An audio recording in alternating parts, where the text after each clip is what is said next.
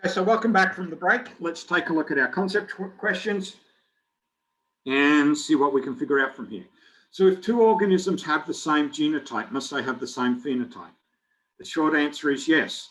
The longer answer is absolutely yes. Because remember, a genotype specifies a phenotype. So every genotype specifies a particular phenotype. So the homozygous recessive specifies only the recessive phenotype, in the case of flower color, the white. The heterozygous genotype specifies the dominant phenotype, the purple, and only the purple. It doesn't give you the white phenotype, it only gives you the purple phenotype. So everybody who's heterozygous is going to be purple. Likewise, everyone who is homozygous for the purple trait, big P, must be purple. Right? So if organisms have the same genotype, then they must necessarily have the same phenotype. However, if they have the same phenotype, must they have the same phenotype? And here the answer is absolutely no. Why? Because of what we were talking about with the test cross. Remember, if you have an individual showing the recessive trait, we know for certain what the genotype is.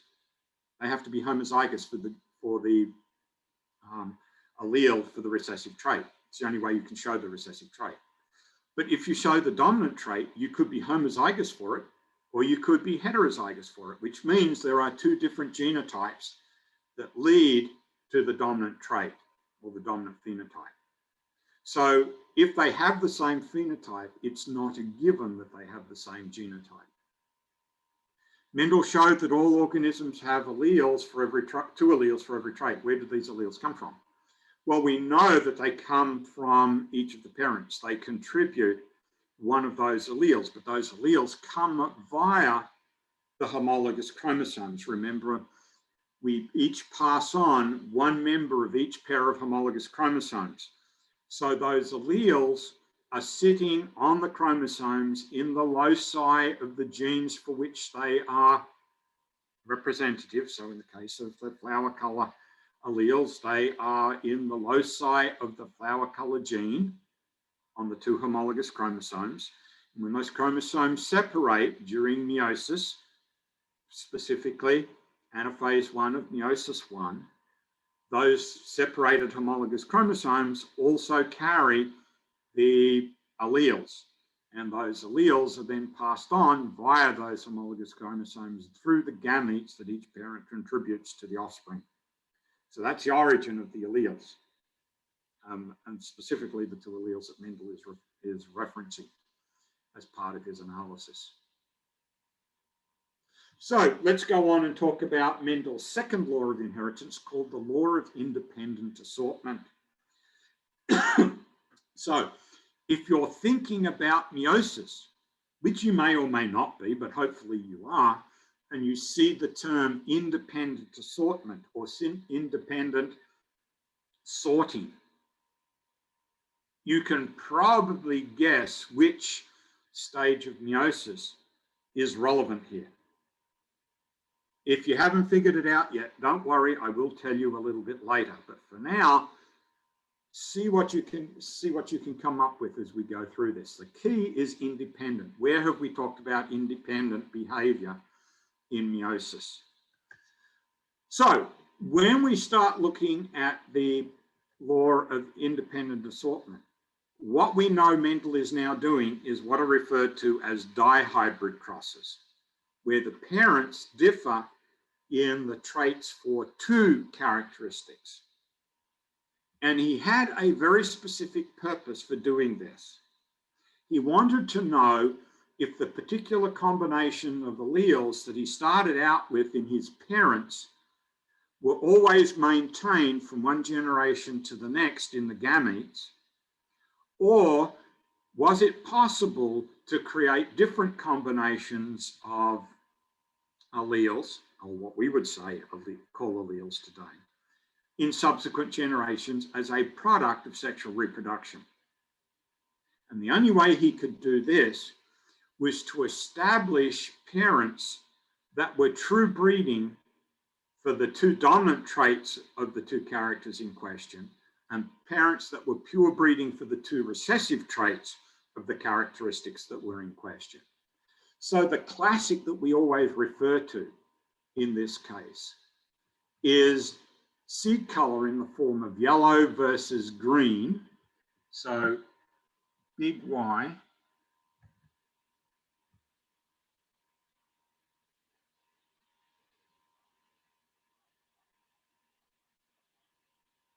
is yellow and little y is green.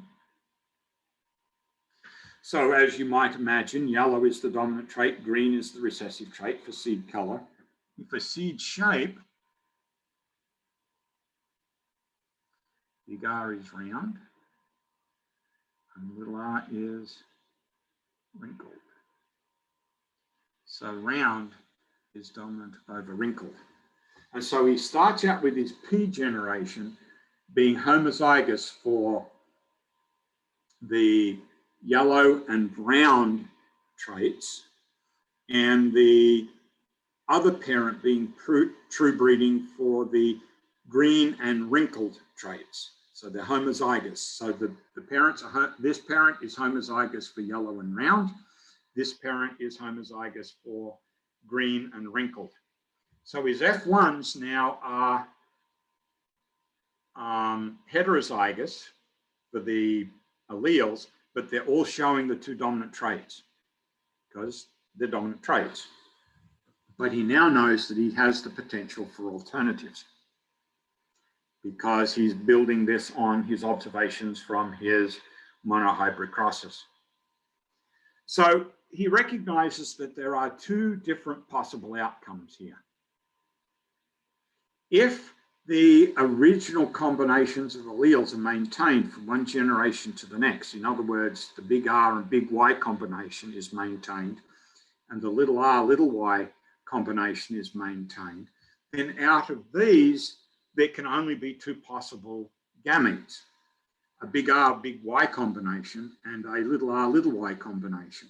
And because he's using two of these F1s, they're either self-pollinating or he's doing cross-hybridization between two of them. Either way, it's the same outcome. So if that is the case, you're going to get big R, big Y here and little r, little y here, and you're going to get the same outcome in the female side of the equation. And so there are only going to be four possible combinations of alleles on the basis of the gametes: big Y, big Y, big R, big R, big Y, little y, big R, little r, big Y, little r, big Y, little y, big R, little r, little y, little y, little r, little r. And these three are all going to be yellow and round, and this one is going to be wrinkled and green. This is only possible if the original parental combinations are maintained.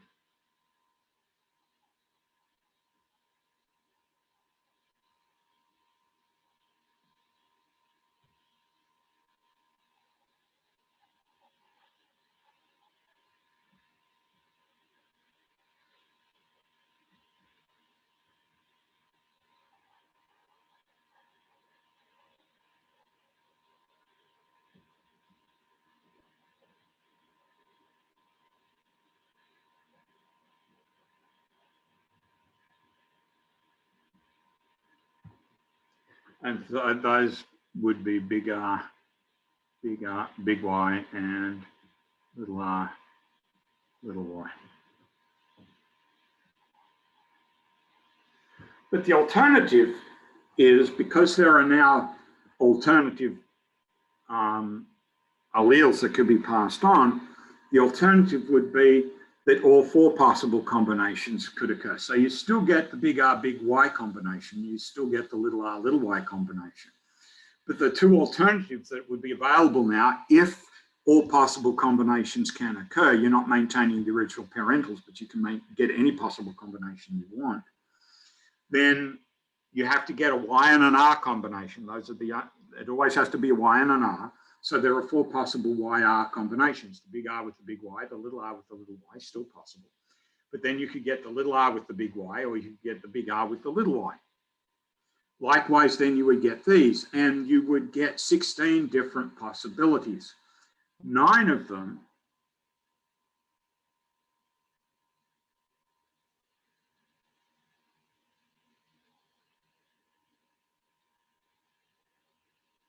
are big R, big Y. In other words, they're round and yellow.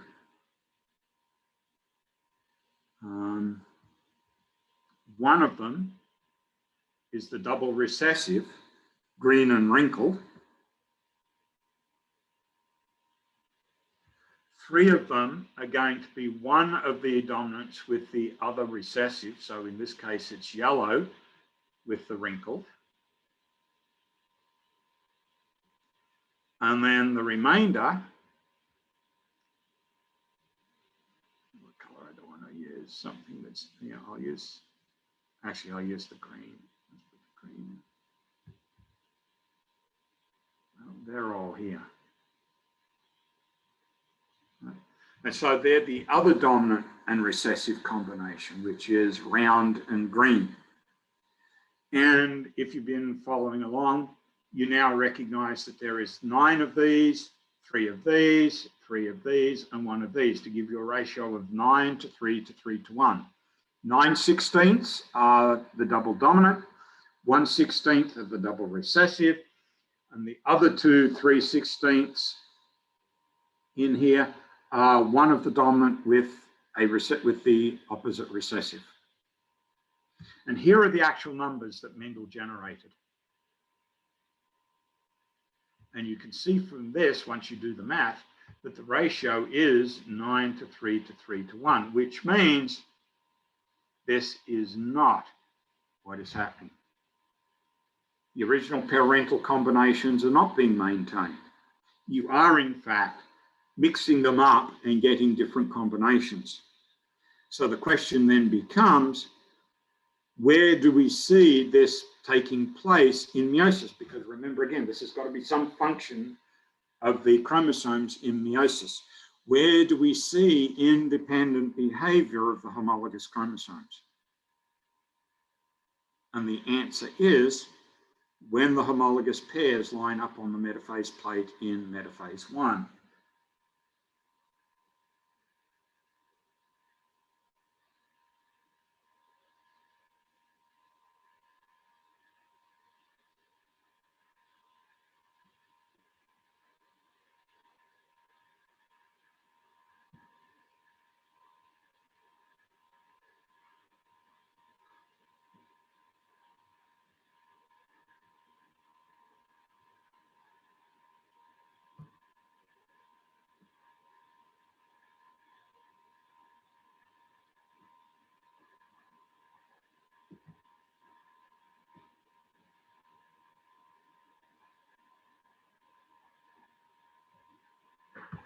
And this is what we always have to do, connect this back to meiosis, because this is where our understanding of this pattern comes from in our modern genetics. Of course, Mendel didn't know anything about this, but we have more information and we can actually pinpoint where this is generated, and it's generated by that independent and random alignment of the chromosomes on the metaphase plate in metaphase 1. And that's what creates the possibility of these 4 different types of gametes, which lead to this multiple set of offspring and the fixed ratio of 9 to 3 to 3 to 1.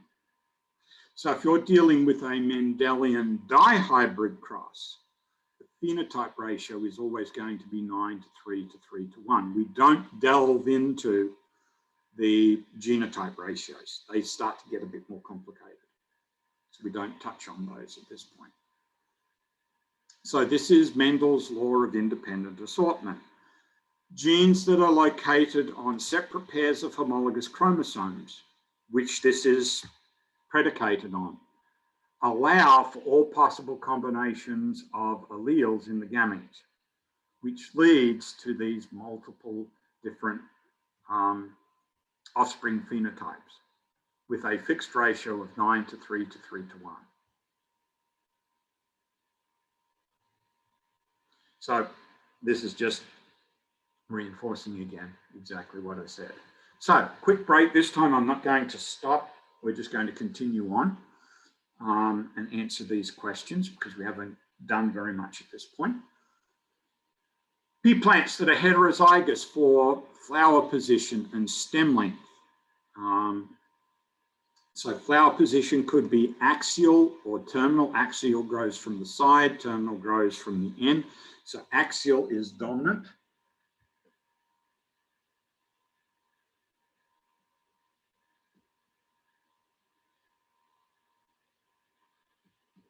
So that's the big A.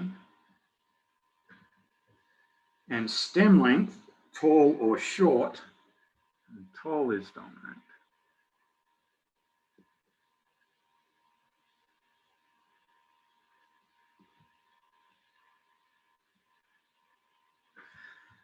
Are allowed to self-pollinate, and you get 400 offspring.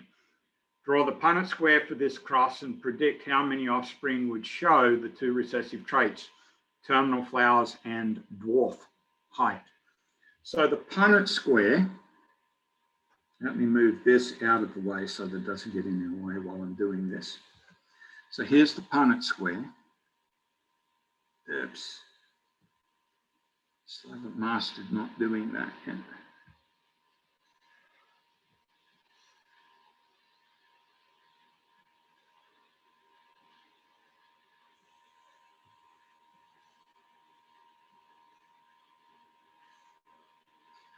So we could have the big A with the big T, sure, and we could have the little a with the little t, but then we could have the big A with the little t, and we could have the little a with the big T, and so we would have the same set down here as well.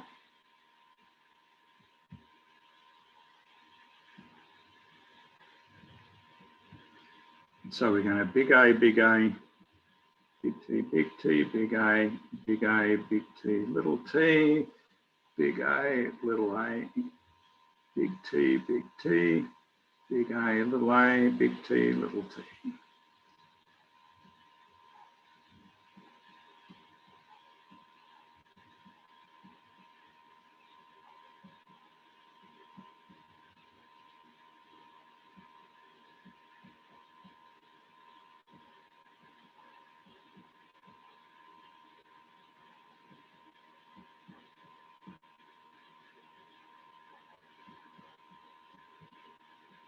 Should be big T, big T.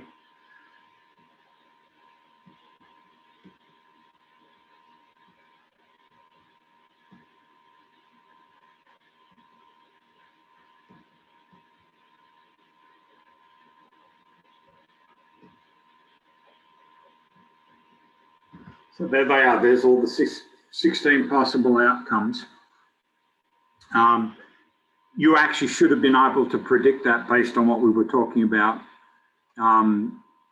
just a few slides ago.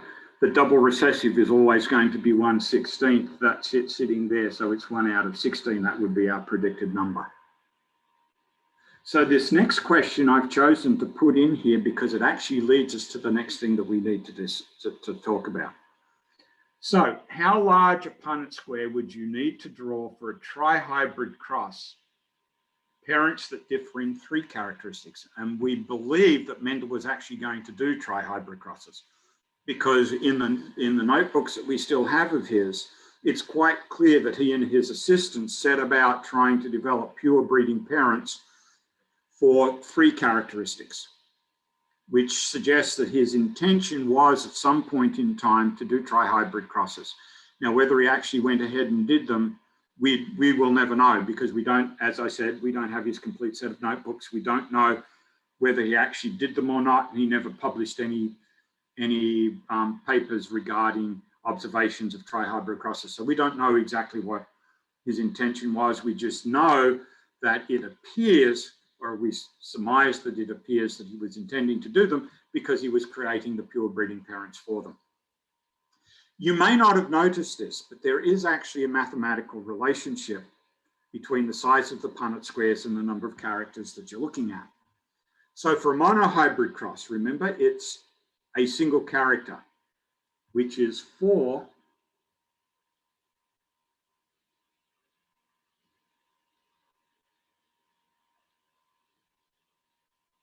power 1, because the Punnett square has 4 squares in it. A dihybrid, which is what we've got here, has 16 squares, or 4 to the power 2. So a trihybrid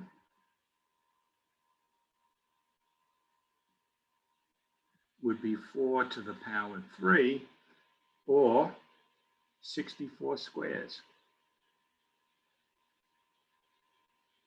Now, here's why we need to talk about the next part of the presentation. You're going to be getting questions on exams that look at trihybrid crosses. You have approximately a minute, maybe 2 minutes at the most, to answer that question before you need to either commit to an answer, leave it unanswered, and move on, because you'll run out of time if you spend too much time. Besides which, drawing a 64 square Punnett square, trying to figure out all the possible gametes, and I could have been a little bit more difficult here and asked you to try and figure out all the possible combinations of alleles in the gametes for a trihybrid cross. But I'm not going to ask you to do that. But you might want to try at some point. It's an interesting exercise. But trying to draw a 64 square Punnett square without being given the gametes that you need to play with is a very, very, very, very time-consuming exercise, and you simply do not have the time in an exam to figure that out. Yet you are going to have to solve questions that involve trihybrid crosses. Sounds like an impossible task, doesn't it? But it's not. It's actually quite easy to do. If you understand the simple tricks that I'm about to show you and can apply those tricks, you can answer these questions in less than 45 seconds. Does that sound like an impossibility? Maybe.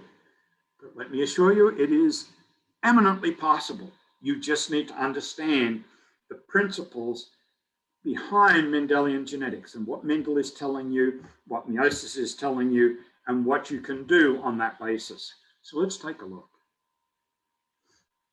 So we know that Mendel was able to do his analysis by applying statistical methods and probability methods.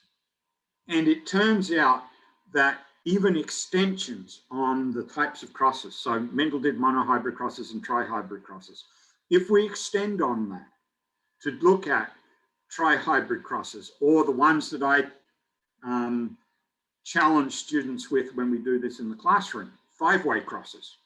Aren't you glad we're not doing that today? But I could have shown you how to do it. It's not difficult. If you extend on the number of characteristics, it's still all about segregation and probabilities, or statistics and probabilities. Nothing really changes. It's just understanding the basic principles of probability and statistics that Mendel discovered applied to inheritance, and applying those in situations that you've probably not encountered before. And it really all comes down to 2 statistical laws, what is referred to as the law of multiplication and the law of addition. So the law of multiplication says that if you're dealing with events that have independent outcomes, but together give rise to the outcome that you want. In other words, the outcome that you want is dependent on those separate independent events. You multiply together the probabilities of those independent events. And the simplest way of figuring that out is to ask yourself this simple question. Let's get the pen up again. Do I need this? And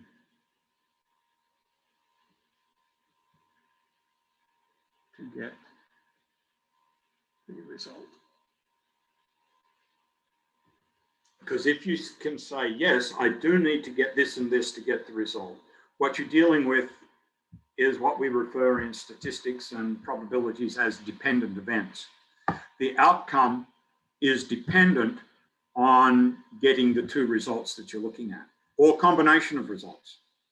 And if you can say, I need this and this, then you're going to apply the law of multiplication. You're going to multiply together the independent probabilities to get the probability of your end result. If, on the other hand, you've got an outcome that can be achieved two separate ways, and the question you're going to ask is,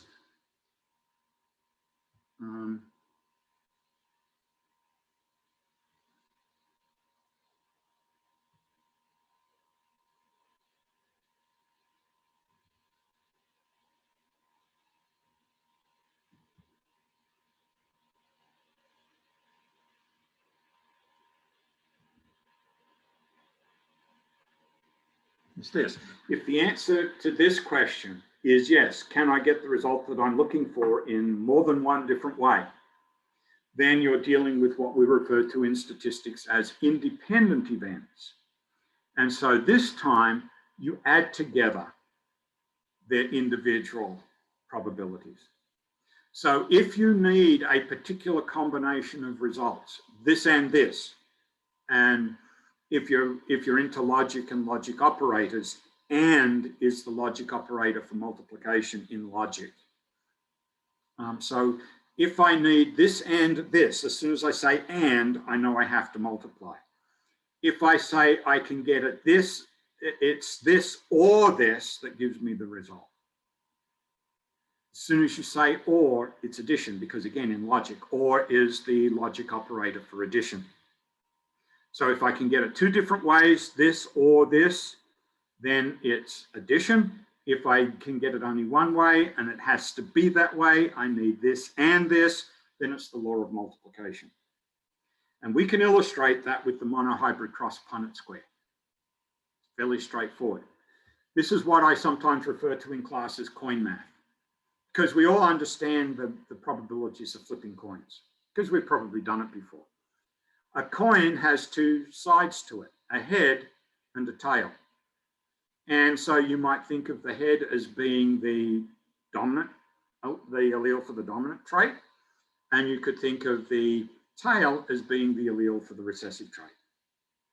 And that's how it's illustrated here. And that's how we do it in class. We flip quarters.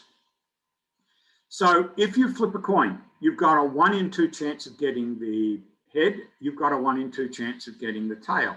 Just as in meiosis, you've got a 1 in 2 chance of getting the dominant trait versus a 1 in 2 chance of getting the recessive trait. So it's the same basic idea. Likewise, when you produce eggs, it's the same thing. You flip a coin. You could get the head, the big R, or you could get the tail, the little r. So it's a 1 out of 2 chance. And we usually work with fractions here. So rather than saying 50%, we say 1 out of 2, because fractions are easy to multiply and add. By the way, if you don't know how to multiply and add fractions, if you've got, or you've forgotten how, maybe you could ask your younger brother or sister how to do it, because they've probably just done it. It's really straightforward math. It really is, and I'll show you how. So here is the big R combination. We know we need the big R from here and we need the big R from here. Notice what I said. We need the big R from here and big R from here. So as soon as we say and, we multiply. So it's a half multiplied by a half, which equals a quarter. 1 out of 4 results must be the big R. And it's true, it is. It's 1 out of 4 here. You make the same thing or the same argument for the little r combination. We need that and we need that.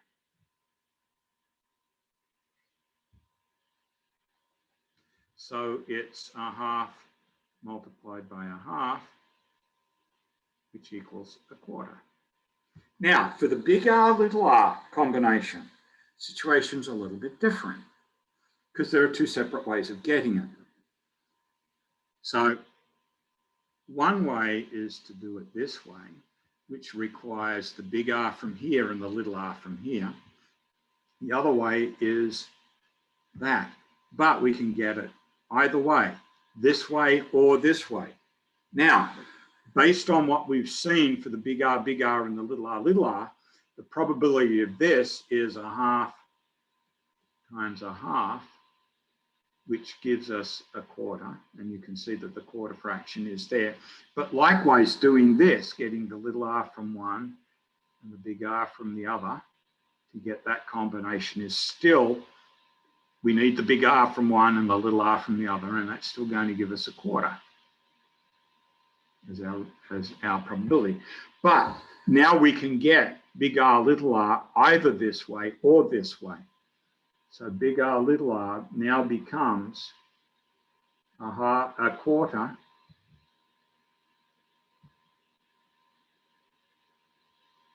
plus 1/4. Because now we kick in the law of addition, and that equals 1/2.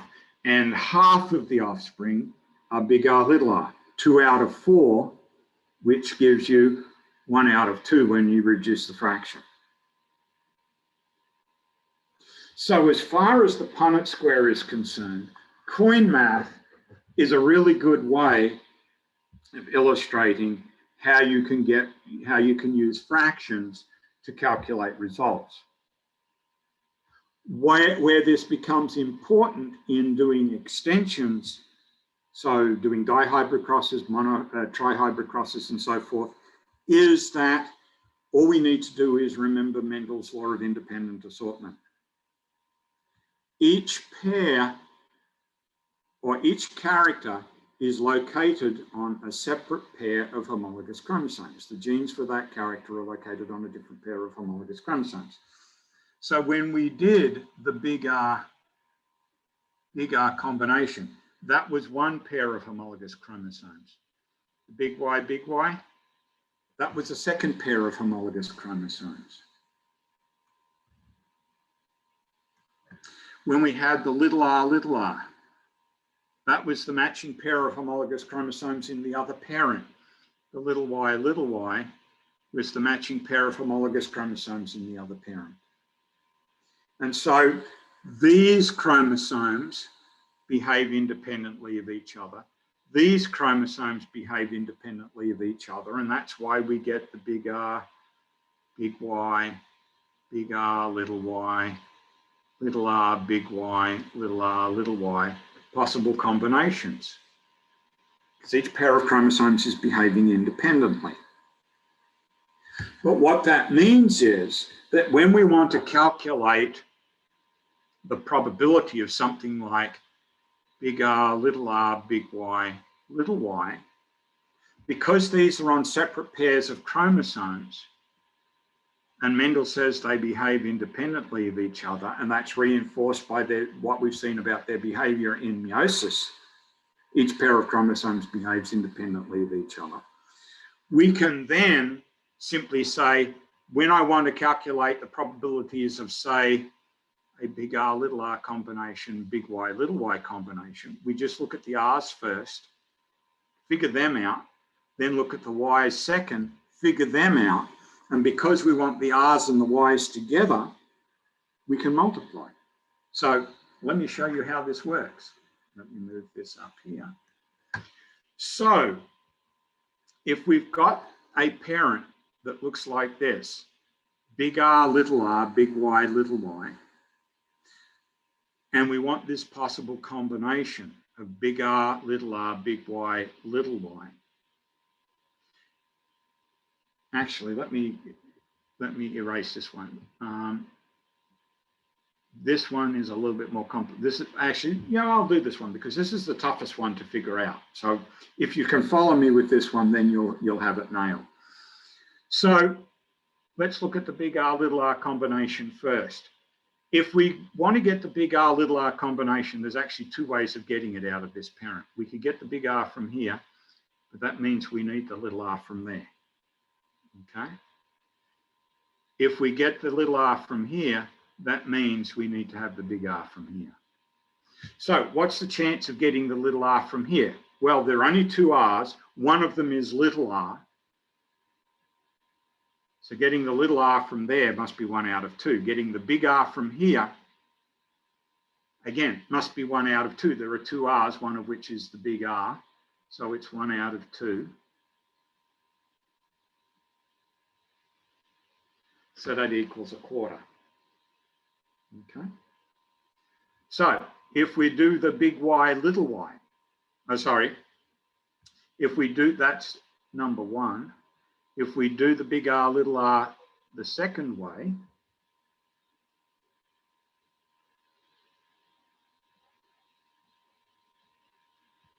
and I probably should have done the letters in red. To get the big R from here, well, that's 1 out of 2. To get the little r from here is 1 out of 2. And again, it equals 1/4. But now we have 2 different ways of getting the big R, little r. This way or this way. And remember, or means we add.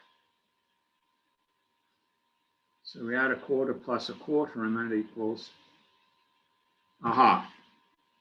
Now, if you follow that through, you should also understand that getting the big Y, little y combination basically is the same argument, which means it's also going to be 1 out of 2.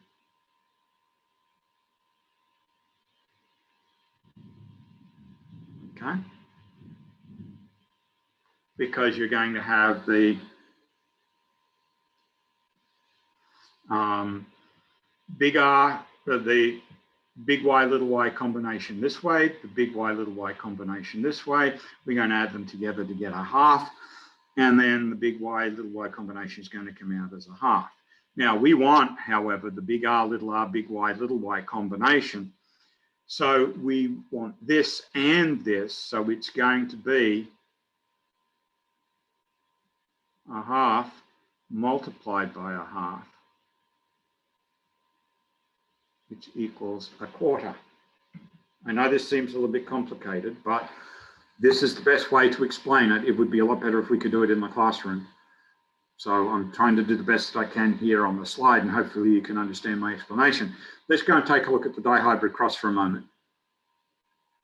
So here's the Punnett square for the dihybrid cross. And if you're looking for the big R, big Y, little y combination, there's 4 of them. They actually run right up the center on the diagonal. There are 4 of them right there. 4 out of 16. 4 out of 16 as a reduced fraction is 1 out of 4, which is exactly what the numbers give us. And the way we got to this was first considering the R's and then considering the Y's. We treated the R's separately from the Y's. And in fact, what we really did was did a monohybrid Punnett square featuring the R's and a monohybrid Punnett square featuring the Y's, and then simply multiplied the 2 results together. Because that's in reality what we do. Because if you want to take this to the Punnett square, I'm going to do a quick Punnett square up here.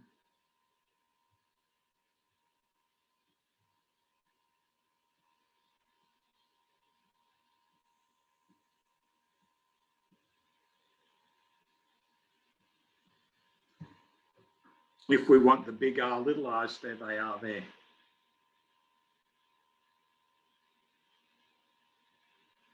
If we wanted the big R, well, that's 1 out of 4. If we wanted the little r, it would be 1 out of 4. If we want the big R, little r, it's 1 out of 2.